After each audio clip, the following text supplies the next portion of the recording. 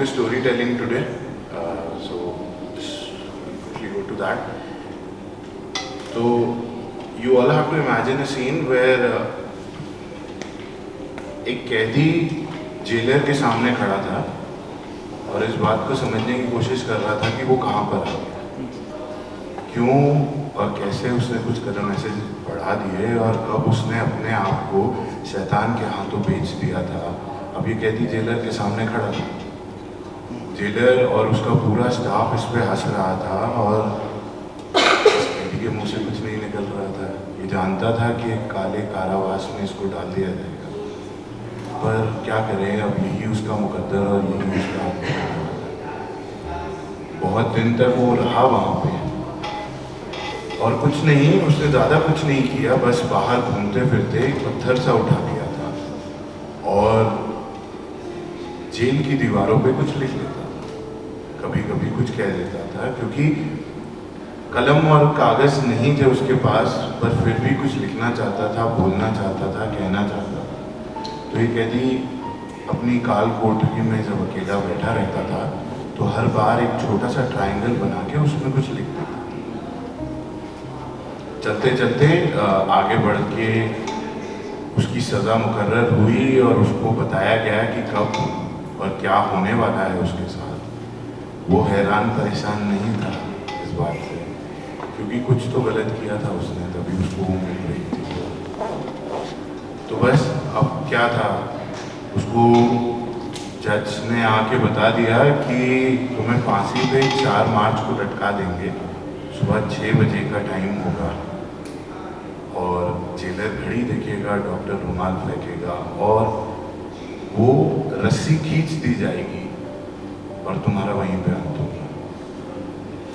पर 4 मार्च को अकेला वो कैदी ही नहीं मरा था।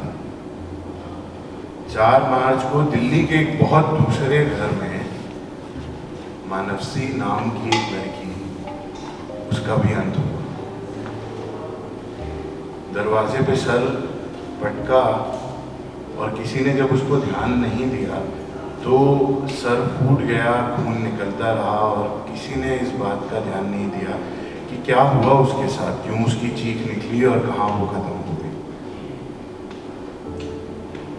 जब इस कैदी की रस्सी को खींचा गया और उसके बाद कहते हैं कि आप जब मर जाते हो तो आपकी पूरी जिंदगी आपकी आंखों के सामने से एक बारी भागती है। इस कैदी की आंख के सामने से इसने सिर्फ पहले के 4 ही दिन देखे, पूरी जिंदगी नहीं देखी।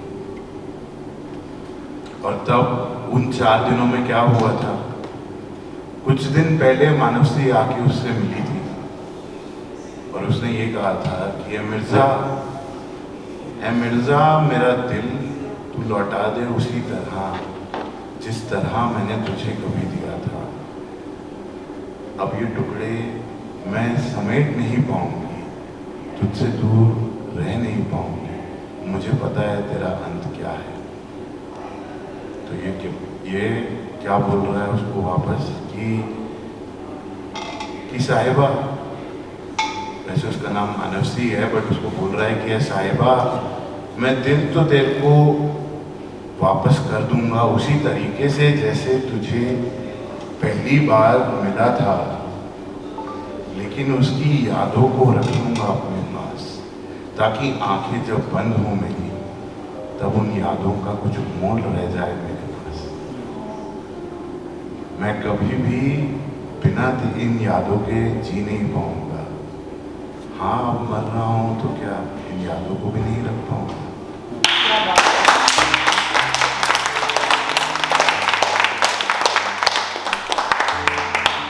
तो बस इसी बात पे वो दिन आया, मानवसी ने एक बार फिर कोशिश करी कि वो वापस जाके मिल सके। पहली बार कितनी मुश्किलों से तो वो मिली थी, लेकिन इस बार वो नहीं मिल पाई, इसीलिए सर फूटा और निकल गई जान और उधर मिर्जा तख्ते पे लटक गया। और तभी जेलर जब उस काल कोठरी में गया जहाँ पे सूरज की एक रोशनी भी नहीं आती थी, वहाँ पे जाके उसने पहला जो पढ़ा उससे उसका दिल हिल गया। क्योंकि उस ट्रायंगल में ये लिखा हुआ था कि वो मानव से कैसे पहली बार मिला। ये एक प्रेम कहानी थी जो दीवारों पे लिखी गई थी, एक अलग तरीके से बनाई गई थी। इसमें अलग अलग चैप्टर्स या अलग अलग स्टेजेस नहीं थे, ये सीधे साधे शब्दों में बताई गई थी। मन था उसका कि वो जाके दोबारा उसे पढ़े, आगे के चैप्टर्स या रेक्टेंगल्स को भी जाने, पर वो रात बहुत हो गई थी, दिन का काम बहुत पड़ा था। वो वापस आया, अपने ऑफिस में बैठा, सोचा अगले दिन जाके पढ़ूंगा, देखूंगा कि ये अमर प्रेम कथा क्या है। और तभी जब अगले दिन वो सुबह में आया तो उसके एक हवलदार ने आके उसको सल्यूट किया और कहा कि साहब, उस सेल का काम पूरा हो गया, उसको ठीक ठाक हमने करवा दिया।